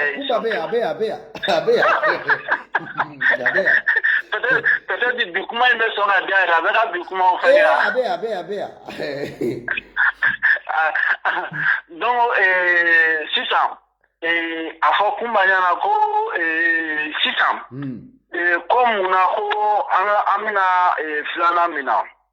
donc France k'a fɔ mɔgɔw ɲɛna Faransi kan ka taga Faransi tɛ se an ka kɛlɛ kɛ parce que opération bɛ Mali kɔnɔ sisan n'a bɛ fɔ o ma forçative donc opération antiterroriste donc o forçative ninnu donc ni mɔgɔ nin ye cɛ gɛlɛnw ye hali n'i ye mɔgɔ 500 ladon a fɛn na mɔgɔ min sin ka laban a tɛ tɛmɛ mɔgɔ 100 kan a information. Donc formation kangaranga gi voilà olu le place de kɔrɔfɛ sisan yawa fo donc olu le bɛ sin ka kɔrɔfɛla kɛlɛ kɛ sisan donc Mali mɔgɔ b'o 1000 de la o 1000 bɛ sɔrɔ irisiw ka Wagner de kun. a tɛ tɛmɛ o kan o yɛrɛ 100 sɔrɔli France bolo kabako dan don. o de kama Putin ko a ma ko ale ka jamana ka bon ko France ta ko fitinin de y'o ye. Voilà parce que ni mɔgɔ min fana b'a financer o ye irisiw fɛ milliardaire dɔ de donc wari be ko be dilan ale de bɛ fɛn financer fana yawa parce que o ye opération caman kɛ o ye Syrie kɛlɛ bɛɛ b'o dɔn o kɛlɛ kɛra cogo min u y'u olu libéré u tun b'a fɛ k'u bɛ taga bi fɛngɛ fana kan min ye Venezuela ye donc u y'o fana opération kɛ donc Iraki fana bɛ ten Djibouti hali Mozambique fana u tun b'a fɛ k'u bɛ taa kɛlɛ kɛ u y'o fana fɛngɛ donc fɛngɛ caman bɛ yen hali opération o tun b'a fɛ ka janfa dɔ sigi kana ko mɔgɔ minnu bɛ yen Afiriki faamaw ko n'u terroriste n'u fɛn bɛ ɲɔgɔn fɛ ko kana sariya dɔ sigi k'olu minɛ n ko fɛnkɛ le ko k'a tɛ kɛ Chine ko fɛnkɛ de ko k'a tɛ kɛ ko parce que ko bɛɛ b'a dɔn k'a fɔ ko Arabu Saoudi ni fɛnkɛw minnu bɛ Arabu Saoudi ni kuyate minnu bɛ terroriste financer parce que olu ye État islamique ye ko olu minnu bɛ o État islamique financer ko olu ni Amérique ni France ɲɔgɔn bolo bɛ ɲɔgɔn bolo. A tɛ tɛmɛ o kan. Donc n'o de don sariya bɛ daminɛ o président de la o président n'o ye fɛnkɛ min ye Kadhafi faga n'o ye farafinkɛ min bɛ Amérique. Awɔ. Bumba ani Sagosi bɛɛ kɛlɛ. Sagosi de ye ale bila parce que l'Amérique tun ma sɔn jamais Francis tun sin ka mɔgɔ ninnu bombarder. Parce que u b'a dɔn ko mɔgɔ bɛ fa Amérique kunna ko finman de ye ko tɛ ko kalama a bɛ hakɛ to kuma na kɛcogo la ni m'o fɔ. O waati la jɔn de tun bɛ Amérique kunna o la. Barack Obama kɛ finmankɛ in. A tɛ tɛmɛ o kan. N'a tɛ tɛmɛ o kan tɛmɛni kuma ye. Voilà donc sisan an ka kuma filanan ye mun ye kuma cayalen de don ko terroriste k'u bɛ taa an ka mɔgɔw kama k'u ka sagaw n'u ka baw minɛ ka u ka malo n'u ka dumunifɛnw jeni. Mutari bien sûr siɲɛ b'u bolo parce que kafiri mɔgɔ minnu ka fɛnw bɛ jeni olu tɛ kafiri ya. O bolo kɔni. Mais ne tɛ fɛ i k'a fɔ ko kafiri quoi parce que n'an y'a fɔ arabukan in na an k'a fɔ ko janfanci. Mɔgɔ fisiriwalew. Non parce que n'i ko ko fisiriwale fana mɔgɔw t'a faamu quoi. Bon parce que n'an y'a f'u yɛrɛ ka kan na bon u kana na taa. Parce que comme wala kuma caman de bɛ fɔ arabukan na an bɛ sin k'a fɔ mɔgɔw ye u bɛ sin k'a faamu n'a fɔra e ma ko kafiri o ye arabukan ye mais n'i y'o yɛlɛma anw ka manikakan na i b'a ye a bɛ fɔ mɔgɔ min na ko fisiriwale. Merci bon yanni i yɛrɛ ka mɔgɔ yɛrɛ wele fɔlɔ ko fitiriwale i b'i jɔ fɔlɔ de fitiriwaleya ka tɛmɛ i n'a cɛ fɔlɔ. Bon Mutari ilo dɛ kafiri ye tɔgɔ de ye dɛ kafiri ye u ka tɔgɔ de ye kafiri ye arabu ka tɔgɔ de y'o ye. Ayi arabu de bɛ finman wele ko kafiri tɔgɔ mɔgɔ saba de bɛ kuranɛ ye min kiiri tigɛ wala mɔgɔ caman tɛ nin kalama donc an b'o fana explication di finman fɛn fɛn bɛ diɲɛ kɔnɔ i bɛ sali o bɛ sun i t'a la bɛɛ tɔgɔ ye ko kafiri de. Ayi cɛ tɛ hali ni bomosi tɔ ni bomosi bɛ duguma sɔrɔ bɛ dɔ k'a fɛ ka baara don o don a bɛ jigin k'a fɔ ko nkalon dɔ nin ye. A tɛ tɛmɛ o kan. Suratu arafu kɔnɔna na a fɔra le ma ko wa iz qala Musa li Firawuna sultanun mubinun. Anw ye Musa ala tɛ dɛ. Fɔ bamanankan na de dɛ sinon u ka sɛbɛnni bakalajan ni anw tɛ nin mɛn koyi. N bɛna fɔ bamanankan yɛrɛ de la. Voilà a ka faamuya cogo min. Jifuw de ko bibulu ye nin fɔ kuranɛ ye nin fɔ tɔrɔ ye nin fɔ evanzili ye nin kuma fɔ ko anw ye Musa ci Firawuna ma ko k'a ka fanga tiɲɛ ko parce que ko masa le tun don a ma fɔ ko ala dɛ. Farafin filɛ sɛgɛnna ni Musa le nana u ye janfa le kɛ kana farafinna masakɛw faga walasa an ka kɛ jɔn ye yuuru le ko tɛ dɛ farafin filɛ kodɔnbaliya diina min kɛlɛla ala kubaru fɔ ka taga i sigi ka taseleba dɔ ta k'o fa ji la ka ji don nun kɔnɔ k'a don i da kɔnɔ k'a don tulu kɔnɔ k'a don fan bɛɛ ka ban tuguni k'i jɔ ko ala kubaru k'i kun jan sanfɛ ko ala bɛ sanfɛ ou bien a bɛ duguma i yɛrɛ t'a la a bɛ yɔrɔ min donc o k'e bɛ k'a ɲinɛ o kɔrɔ dɔw ye donc voilà quoi il kunda il kumbiri il kulo tu duma il kulo jan parce que ni be ka te ta ala be on en tout cas voilà au bara o amu ko min kɛdɛ arabu yo de kɛ ka an wo kɛ u la gosi ɲɛ kali ni danga bɛ farafin kɔ bi a bɛ dina min na ni farafin bɔra dina na don o don n'a ma hɛrɛ sɔrɔ i b'a fɔ ma ko tu mais ni farafin y'i bi si kɛ dina la parce que an bɛ k'an yɛrɛ danga don o don ne yɛrɛ ko tɛ ka n ka yɛrɛ man tɛ ka den halala ni farafin continue na dina le ɲɛ kali boko la don o don an bɛ danga ka taa fɛ an tɛ kɛ fosi ye non o de don ni ma fɔlɔ dɔrɔn ni ko gɛlɛyara dɔrɔn an bɛ taa ji bɔ an ka sukɔrɔ dɔrɔn an mago bɛ ɲa si on ne peut pas l'argent on était liberté parce que on était liberté individuelle entre nous-mêmes par rapport la éducation et la certification nga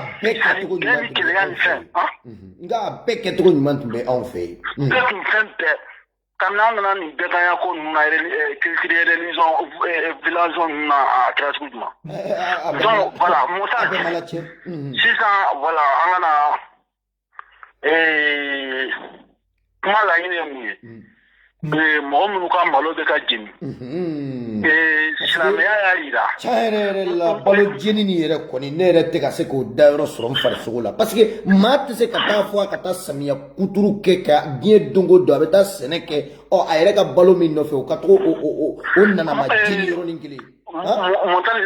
la logique humaine jatemina yɛrɛ fɔlɔ la jatemina numéro 1 an b'o ta fɔlɔ mutali filɛ mɔgɔ minnu ko k'olu tɛ terroriste an k'olu ka kumakan na mɛ ni mɔgɔ minnu ko k'olu ye terroriste an k'olu ka kɛwale lajɛ i b'a dɔn k'a fɔ k'a bɛɛ kelen minnu bɛ manamana minnu yɛrɛ b'a la k'u ka ɲɔ jeni na dɛ hali olu yɛrɛ ye terroriste ye minnu b'a la k'u ka ɲɔ jeni na dɛ kuma min se ka di mɔgɔw la dɛ a jo bɔ olu yɛrɛ fana la ayiwa wala kuma in peut-être a bɛ se ka bonya yɛrɛ hakili ma non kuma bɛ na ni kuma ye non a tɛ bonya ne hakili ma tɛmɛ n'a ye voilà Mutari e ka ɲɔ jeni na e ko e y'a di ala ma mɔgɔ min ye e ka ɲɔ jeni olu fana ko ala de y'olu bila la est-ce que o ala est-ce que ni mɔgɔ bɛɛ tɛ mɔgɔ kelen a bɛɛ kelen parce que e ko e y'a bila ala min ma o fana y'a jeni o ala kelen kama fɛnɛ kabako dan a si ka ala in ma ye siga t'a la dɛ par rapport quoi ni ne ma sɔn parce que nin kan ka tun ne kan ka ba ala in ye de normalement hakili ma kɔni c'est la logique même parce que ce n'était pas vrai parce que a kɛla ala ni yɛrɛ ɲinɛ ye ala ni ma se ka foyi bali a ka kɛ fɔlɔ a dun kɛ kun o ala yɛrɛ o dun bɛ ka kɛ ko o ala nɔfɛ ko de fɛ fɛn fila bɛ n'an fila bɛ kɛlɛ la nɔfɛ dɔ ko ne ta ye ne tiɲɛ dɔ ko o ta tɛ tiɲɛ ye tiɲɛ bɛ jɔn bolo personne ne peut pas en changer donc au coin était tiɲɛ aussi bro donc vous devez comprendre k'a faamu ko ne ko nin ko tɛ tiɲɛ ye comme ye tiɲɛ ye o de ɲini aw ni ɲɔgɔn cɛ si nous voulons la a bɛ fɔ ma ko la conciliation c'est-à-dire kɛlɛ ka ba farafinw ni ɲɔgɔn cɛ an ka walidinaw bɔ an ka diɲɛ la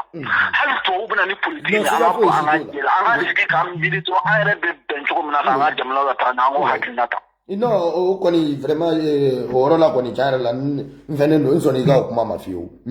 siga foyi si t'a la donc fana donc o le kosɔn mɔgɔw y'o jeni na fɛnw jeni na donc a jeni susu k'a sɔrɔ mɔgɔ min y'a jeni tiɲɛ b'olu bolo donc mɔgɔ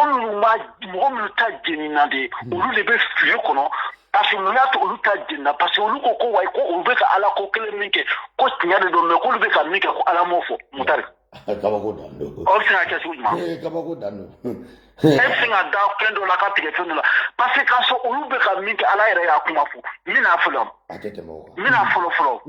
parce que la logique humaine ni ko kɛra ko cabe sugu ani kuma fɔ sugu an taara fɔlɔ ko Mamadu y'a kuma fɔ ninnu filɛ n'u taara dugu kɔnɔ u bɛ ka balo ni fɛnw min jeni n'o tɛ n'u taara dugu kɔnɔ u bɛ taa dugumɔgɔw u tɛ bali ka dugumɔgɔw faga u bɛ na ko dugumɔgɔw ka sow taama u tɛna dugu kɔnɔ ka dugukɔnɔmɔgɔw kiri o an tɛ tiɲɛ fɔ silamɛya min fɔ u b'o sariya bɛɛ kɛ o ni an ka terroriste n'i ma sow t'ale ma u b'i faga silamɛya fana y'o de fɔ donc an tɛ tiɲɛ fɔ silamɛya min fɔ mɔgɔ ninnu bɛ k'o de kɛ mais est-ce que tiɲɛ de don wa tiɲɛ de tɛ mɔgɔ dɔ de ko silamɛya ko tɛ Mahamadu de mɔgɔ de y'a kiri ala tɛ fo o de ka yira mɔgɔ la silamɛya in de ti tiɲɛ mais k'a fɔ ko silamɛya ma fɔ parce que kuma in ka gɛlɛn dɛ k'a fɔ ko silamɛya ma fɔ silamɛya ye fɔ de mais tiɲɛ de tɛ yen ma ala kumakan tɛ ala ma fɔ n'o tɛ mais k'a fɔ ko u bɛ ka min kɛ ko a sɛbɛnlen tɛ diwuru kɔnɔ a sɛbɛnlen tɛ o de ka ɲɛfɔ mɔgɔw ye mɔgɔw k'a faamu o bɛ ka ɲɛfɔ nin ye voilà donc sisan n bɛna min f'i ɲɛna sisan Mutari ne ni e anw tɛ sɛlɛ an tɛ so anw kɛnɛ tɛ sɛlɛ an tɛ so ne yɛrɛ tɛ kɔrɔ ne u bɛ seli ka seli in kɛ cogo min na ne t'a dɔn suguba ninnu ni dolo ninnu kɔni siga t'a la dɛ an kɔni an bɛ lɛ o ɲɔgɔnna sogo ɲuman tɛ o kɔni kuma bɛ yan k'a ka invité la dɛ kunba a bɛ yɛlɛ la yan c'est que tu veux dans ta vie kunba bɛ ka a bɛ sɛbɛnni la jarabiya yɛrɛ de y'o ye kunba fɛnkɛ Mutari sisan kunba min bɛ Faransi n bɛna exemple dɔ d'a ma pourquoi surakadenw bɛ sonyali kɛ Faransi kosɛbɛ ayiwa kunba i yɛrɛ i tulo bɛ kuma la dɛ parce que mun na silamɛya yira ko dugukolo sanfɛ arahamanu k'o ye ala ka nɛɛma de ye Mutari e bɛ fɛn fɛn dilan dɛ e ta tɛ ala de y'a d'e ma donc ala ka fɛn mɔgɔ minnu fana sɔnna ala ye olu de ta ye o dugukolo kan fɛ hali n'a t'e bolo a bɛ min bolo ni kafiri don sariya de y'a yira e ka t'o ta minɛ a tɛ tɛmɛ o kan o tɛ bingali ye dɛ aw bɛ se k'a fɔ cogo sugu jumɛn na ko silamɛya ko bingali t'a la u t'a dɔn sisan n bɛna exemple dɔ d'e ma Mutari comme mɔgɔ minnu bɛ turusiya la ni mɔgɔ min tɛ turusiya la mais u bɛɛ ye silamɛ turusiw ye silamɛ minnu tɛ silamɛ minnu b'a parce que u ma bɛn min na violation rɔ ko min bɛ k'a kɛ dɔ ko nin ye tiɲɛ dɔ ko tɛ tiɲɛ u bɛ silamɛya fan bɛɛ la min tɛ hali silamɛ hali kɛlɛ ye donc n bɛna exemple dɔ d'i ma sisan Mutari filɛ sisan a y'a n'an ni silamɛw bilara ɲɔgɔn na n'an ko a ma ko ala ma avion dilan u b'a fɔ ko mɔgɔ min ye avion dilan ko ala de y'o dilan ni ko ko munna k'ale ma dilan a b'a fɔ ko ala de ye o dɔnniya fana d'u ma o ko dilan o t'u ka logique ya mais ale min bɛ k'a kuma fɔ dɔnniya tɛ ale yɛrɛ la k'a yɛrɛ la balo avion dilanli tɛ dɛ ala b'a dabali sɔrɔ ale n'o tigiw ala de jɔn fɛ parce que e ko mɔgɔ dɔ ma c'est-à-dire o ka balo tɛ dɛ o ye diɲɛ bɛɛ fɛn bɛɛ sɔrɔ fo bɛ fɛn dɔ dilan c'est-à-dire fɛn min ye kabakoya ko ye mais e min bɛ ka ala bato hali e da balo ala ma sin k'e la dunuya k'o sɔrɔ ne kɔni bolo ne t'a dɔn e n'o ala bɛ jɔn fɛ aw dalen don kɛnɛ kan dɛ e kɔni a b'a yira ko ala kɔni a t'i fɛ fiyewu donc a fɔ ko kaɲa yɛrɛ man di ka den halala an bɛna de bɛɛ de bɛ bɔ fili kɔnɔ parce que an bɛ mɔgɔw labɔ fili kɔnɔ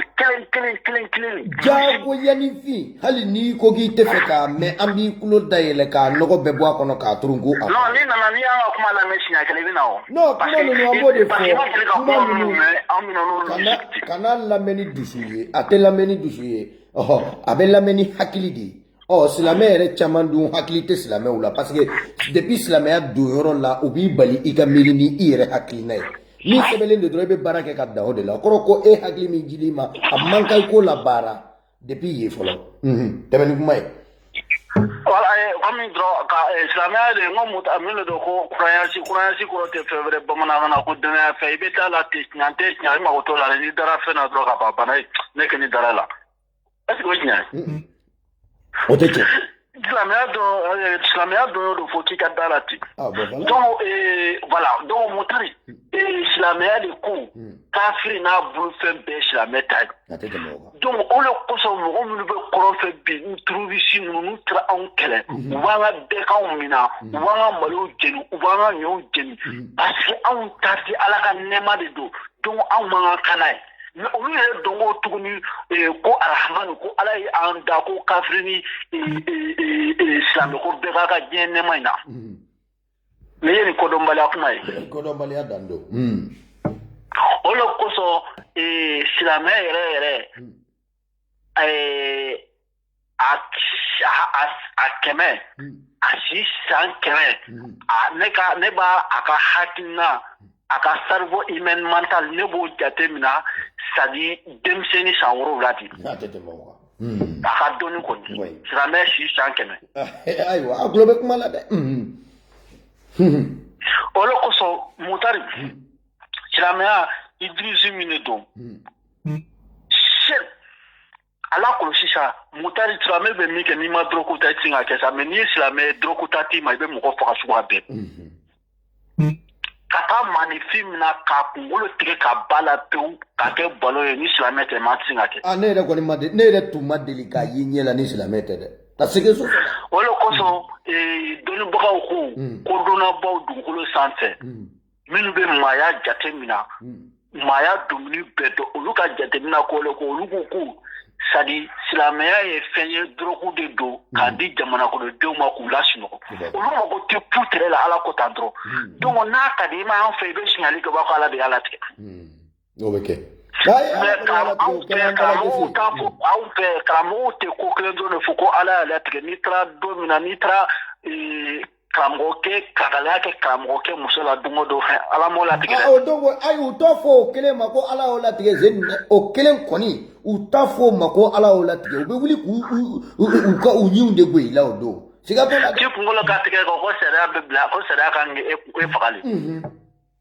mais ni karamɔgɔ yɛrɛ y'a kɛ don min na. u b'a fɔ ko ko katapu don ko ala y'a latigɛ de. o ta ala de y'o latigɛ katapu don. n y'a sɔrɔ u yɛrɛ. an ka bi tan in bila yan. voilà vraiment i ka intervention diyala an ye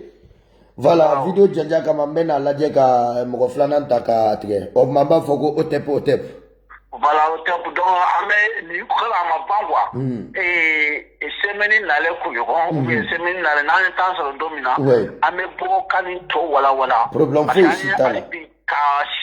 sari fo kɛlɛ min bɛ mali kɔnɔ a surusi an ka ɲɛfɔ mɔgɔw ye walasa o fana ye pe dɔ ye walasa mɔgɔw ka faamu. parce que ko in fana faamuyalen de tɛ ni kɛlɛ in y'a ma fɔ a ka faamu dɔrɔn a bɛ baara gɛlɛya hali an ka sɔrɔsiw bolo. siga foyi si t'o la. parce que hali an bɛna kuma an ka sɔrɔsiw yɛrɛ fana kan olu fana bɛ min na n'o gɛlɛya b'u yɛrɛ kan minnu olu fana ta d'u ma. an bɛna kuma olu yɛrɛ fana kan minnu ye sɔrɔsiw ye fini min bɛ olu yɛrɛ fana ka baara la. don n'a nataw la i bɛ se k'i ka kuma laban fɔ an bɛ bi ta bila yan. an bɛna an ka mɔgɔw bila hali don n'a nata la an bɛna an ka mɔgɔw bila ani ministre de la défense an fana bɛna ko in de fɔ ani ministre de la défense. non siga foyi si t'o la. voilà anw bɛ de ka ko in ban anw ka hakilina min a bɛ ban cogo min an fana bɛna an ka hakilina fɔ la. an ye jamanaden an ka kan fɛnɛ ka lamɛn wayi. i b'i ka kuma laban fɔ OTEP. voilà ko n bɛ bɛɛ lajɛlen fɔ fɛn fɛn bɛ kulu kɔnɔ. bɛɛ lajɛlen kulo b'i la. vraiment ko n bɛ bɛɛ fɔ ka bɛɛ ko bila ko bɛɛ ma ko OTEP. kamiti wa bɛɛ lajɛlen fɔlɔ wara DJ wara. nin tun ye an ka karamɔgɔ mandenka mankan ye an bɛ na an ka karamɔgɔ laban ta. rapidement an bɛ sɔrɔ ka kɛnɛ bila. manden fɔli dɔrɔn kan kun ka manden fɔli duma kan kun manden juru duma simo bɛɛ lajɛlen dɔn sɔgɔ ni ko simo musumani simo cɛma bɛɛ lajɛlen fɔlen don fasoden ɲuman kelen bɛɛ fɔlen don malien programme DJ wara. OTEP karamɔgɔ wankɔrɔ a bɛ cogo di kɔni basi tɛ i la. basi foyi tɛ n'a fɔ ka se wala i bɛ se ka foli lase lamɛnjɛkulu bɛɛ lajɛlen ma. awɔ basi t'a la an bɛ lamɛnjɛkulu bɛɛ lajɛlen fɔ. bɛɛ lajɛlen tulo b'i la. mɔgɔ min bɛ mali kɔfɛ ani mali kɔkan na an bɛ an lamɛnbaga bɛɛ lajɛlen fɔ. bɛɛ lajɛlen tulo b'i la. ayiwa ko babu jumɛn b'aw fɛ yen. voilà an nalen n'i ye ka i ɲininka e yɛrɛ ɲɛ bɛ anw yɛrɛ lahala la bi cogo min na e bɛ se ka mun de fɔ an golofindenw ɲɛna ani an bɛ se ka ɲɔgɔn minɛ cogo min na ka ɲɔgɔn ku ani mun de ye anw na jigin o kɔlɔlɔ ninnu fana kɔnɔna na ta k'an kɛ tan ta bi.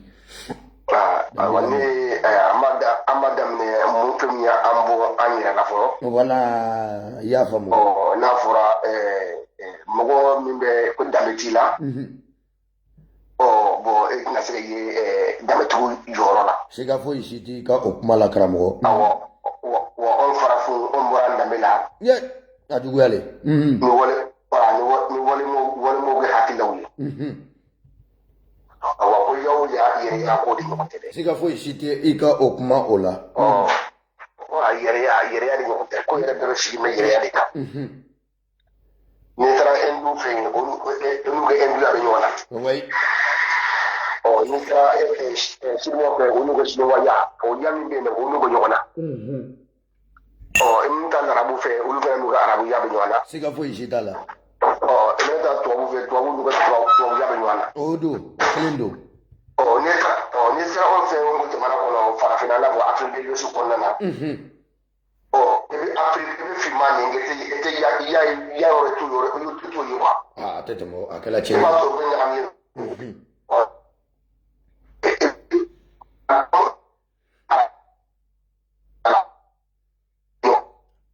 allo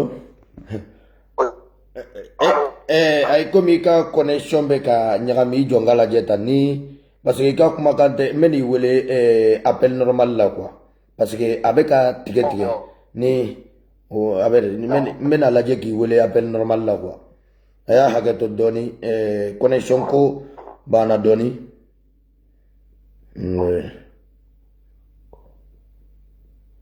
voilà meni wele appel normal la il se ka don tige quoi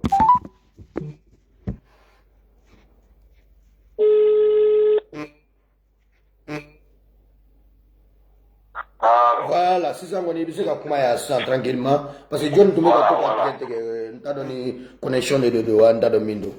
voilà mais nin na kɔni i bɛ se ka kuma voilà ni sera Afrique de l'Ouest la voilà ko an bɛ an lamɛnbaga jɛkulu bɛɛ lajɛlen fo bɛɛ lajɛlen kulo an y'a bila yɔrɔ min na an b'a ta o yɔrɔ la voilà rapidement sabu ka d'a kan anw bɔra kalala de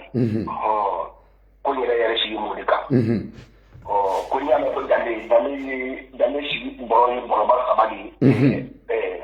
nbɛnni de kɔnɔ n'o ye sojɛ de kɔnɔna ye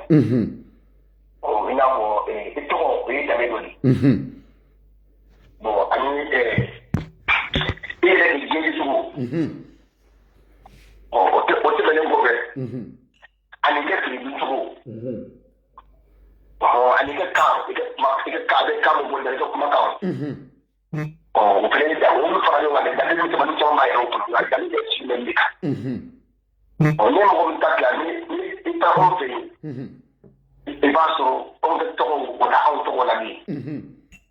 o tɔgɔ tilalen bɛ larabu tɔgɔ ou tubabu tɔgɔ i b'a ye o yɔrɔ i bɛna ye ka fɔ ya min bɛ yen de i b'a fɔ anw ya ye o taara k'anw to quoi anw ka farafinya o taara k'anw to anw dɔ ta tubabuya la ka dɔ ta arabuya la ya in de anw de kan ka jija fo k'anw ka sigi ka kɛ anw yɛrɛ ye fo an ka sigi ka na o ya de la o farafinya ta awɔ n'an ye farafinya ta ta o an jalo kan o la an bɛ se ka yɛlɛma c'est-à-dire ko anw donni don arabuya la i bɛna ye anw bɛ kuru ko kɛ o nafa bɛ arabu de kan siga foyi si t'o la o nafa bɛ arabu de kan a kɔni a nafa t'an kan wa nafa foyi t'an kan o bɛ kɛ olu ko anw ka mɔgɔbaw de ye olu bɛ komi olu bɛ ko anw lamɔ de quoi i y'a ye wa o bɛ kɛ anw ka référence fɛn si ye voilà komi anw bɛ den wulu lamɔ bɛ arabu bolo quoi anw bɛ den wulu o denw o lamɔ o bɛ tubabu de bolo bon tubabu min na olu tubabu lamɔ olu bɛ den lamɔ o mɔgɔ tɛ den kelen ka ko de lamɔ i b'a ɲɛsin yɛrɛ ma de olu bɛ an ka den wulu lamɔ tubabu b'an ka den wulu lamɔ i b'a sɔrɔ olu kɛ nafa fanga u b'a lamɔ ka bɛn hakɛ de olu bɛ hakilila de arabu fana bɛ an ka den wulu bɛ lamɔ olu bɛ k'u lamɔ de ka a k'u yɛrɛ kɛ hakɛ u bɛ se k'u nafa bɔ anw na cogo min na o sira de don sisan k'a fɔ ko arabu tɔw bɛ yen komi tubabu tɔw bɛ jamana la k'u bɛ na ko hɔrɔnya yɔrɔ maaya yɔrɔ tɛ u bɛna u kɛ nafa de kama a bɛ faamu n'u kɛ nafa tɛ n'u kɛ nafa tɛ u tɛ se anw fɛ jamana kan siga foyi si t'o la u tɛ se o jamana kan f'an ka nin yɔrɔ faamuya dɛ voilà olu tɛna foyi di anw ma ko o ye anw kɛ hɛrɛ u tɛna foyi di anw ma a kɛra ko a kɛra diinɛ ye a kɛra siraw sira ye u tɛna di anw ma ko anw kɛ hɛrɛ b'a la i b'a sɔrɔ a nafa yɛrɛ bɔrɔ de y'olu de ye quoi o ye i n'a fɔ misaliya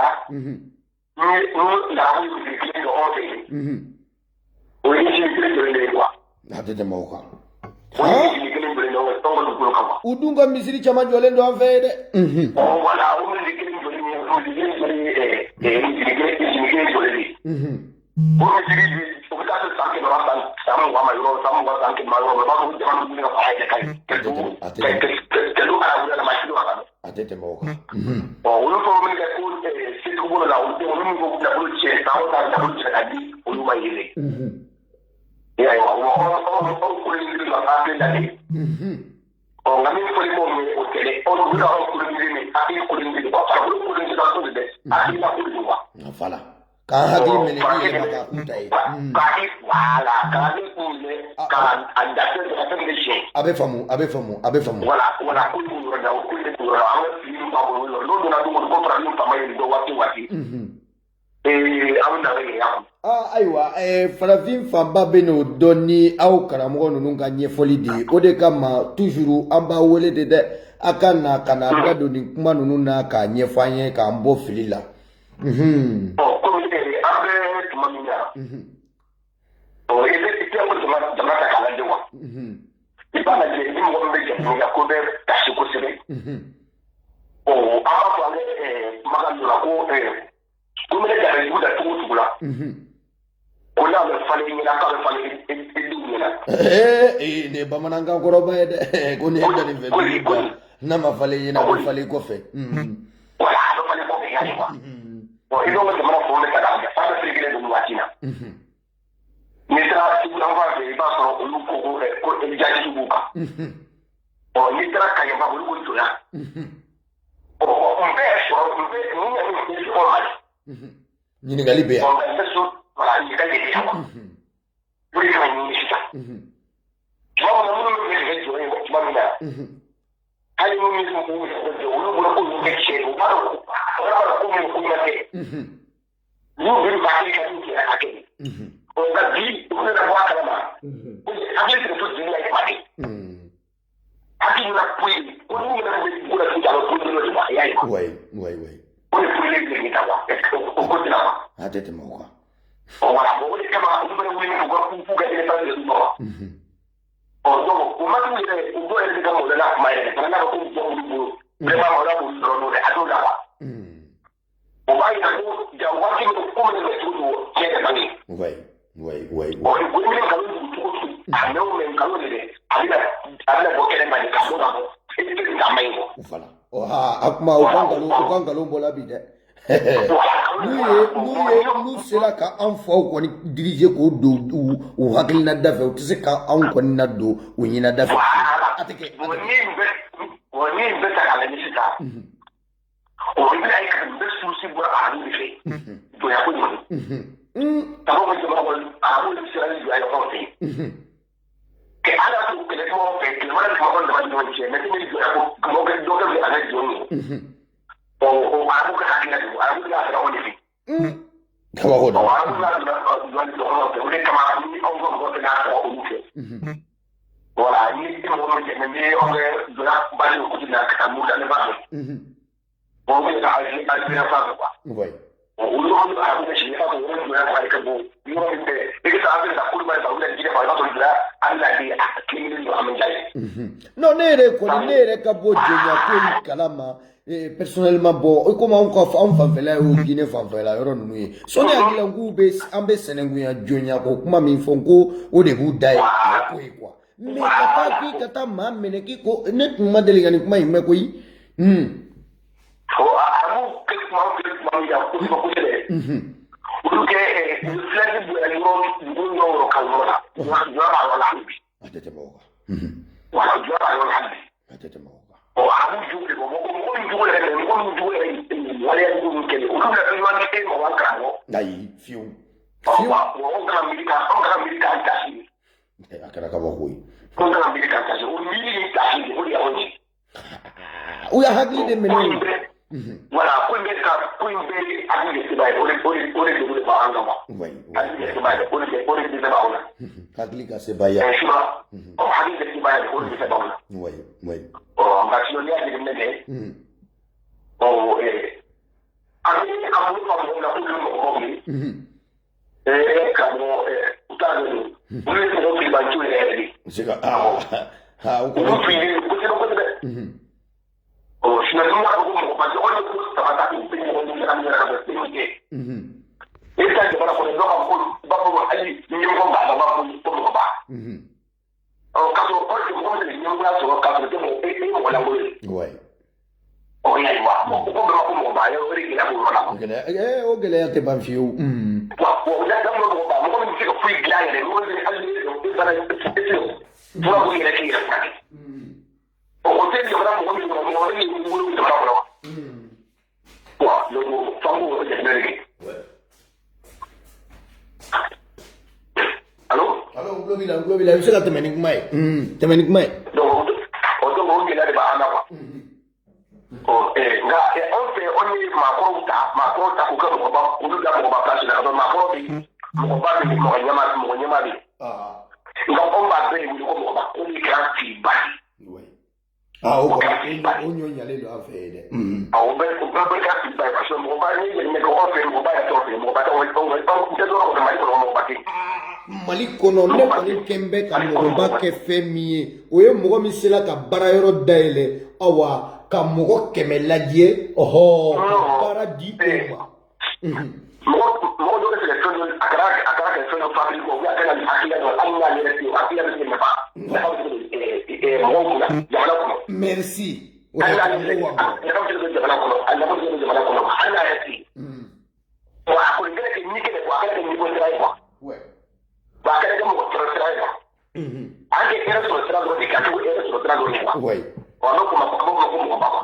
a faamu na. nka ni an ka wajulikɛlaw ninnu k'olu lakodɔn ye mɔgɔba ye. olu ka wajulikɛlaw bɛ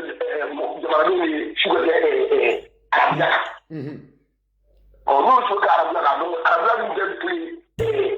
i n'a fɔ village ko de don quoi. bon i bɛ den min b'a n'o de ye donc a ka o kɛra n'u kɔrɔ ni lamɔ min wuli n'u kɔrɔ o jaabi o de bɛ kɛ tiɲɛni ye quoi. O de wuli dɔn ka bi kɛ mara ka ɲɔgɔn faga. o kɔni o ɲɔɲalen don an fɛ. O jaabi voilà ko i b'o yɔrɔ de la. ko bɛ yɛrɛ anw bɛ degun yɛrɛ principal yɛrɛ de arabuya de. nka an bɛ mun y'a ɲɛfɔ o ye tubabu ye. u b'a fɔ faransiw an bɛ kuma fɔ ko faransiw. c'est vrai faransiw b'a la u b'a la yɛrɛ de kɛ mais olu yɛrɛ bɛ bɛn ni sira kelen de ka na attaquer quoi. Parce que pour Dieu, si ça fait. Voilà. Merci. Fo o de ka famuya angolofinw fɛ.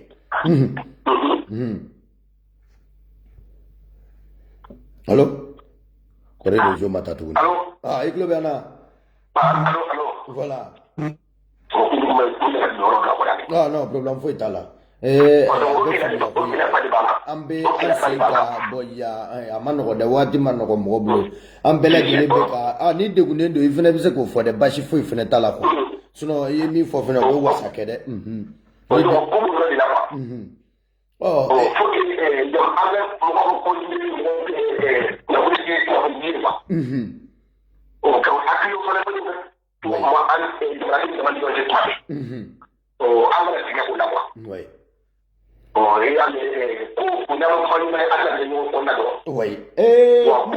Jɔdaba de bɛ ko la koyi hali ka maa ni maa yɛrɛ ka kɛlɛ fɔlɔ a bɛ kumaw de falen falen ɲɔgɔn na u bɛ taa wolo kɛlɛ la wala bɛn na.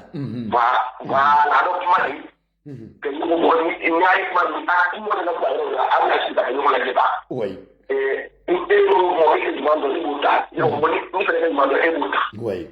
Donc, deux mois de travail. Mais quand vous connaissez, on me trouve qu'on quand vous fou, que ça dit. On va nous comprendre à suivre des canards. Oui. À qui doit vous faire, il a voulu Guinée nationale de Noir. Ah, ouais, on va dire, vous voulez que le pays vous m'a dit, vous l'avez la honte qui parce que bagan filɛ i bɛ bagan minɛ k'a siri yɔrɔ kelen awa i bɛna ji min d'a ma a b'o de dun dɛ n'a m'o dun kɔngɔ na k'a ye. Voilà. An b'o yɛlɛma olu bɛ mun sɛbɛn bɛ kɛ olu k'a lajɛ cogo min na olu b'a lajɛ ma. Olu bɛ n'a fɔ an bɛ n'a fɔ missionnaire an ka jamana kɔnɔ. Mais a b'a sɔrɔ hali yɔrɔ dɔw kun dɔn olu bɛ ka dɔn. Voilà olu ye jamana kɔnɔ ko missionnaire ba. Olu bɛ tiɲɛ de kɛ mais olu ko bɛ kɛ ɲɛni kɛ quoi. Voilà, pour le moment, il a pas. Ok. Voilà, i bɛ se ka i ka foli laban na se lamɛnjɛkulu bɛɛ lajɛlen ma. Bɛɛ lajɛlen kulo b'i la. Bɛɛ lajɛlen kulo b'i la. O tɛ i kana to k'a fama an ma. Awɔ ni an mago se i ma an na wele bila i ma an b'a fɔ ko o tɛ. Voilà. Ayiwa nin tun ye an karamɔgɔ Wankɔrɔ ye. Kamitiw ani yɛrɛ kɛlɛkɛba maaw an bɛ bi ta bila yan parce que video kana yanni n kɔni n ka taa n bɛ kuma kelen kɔni fɔ anw farigolofinw an da tɛ minɛ tuguni k'a bila bɔrɔ kɔnɔ awa fiyewu. O tɛ.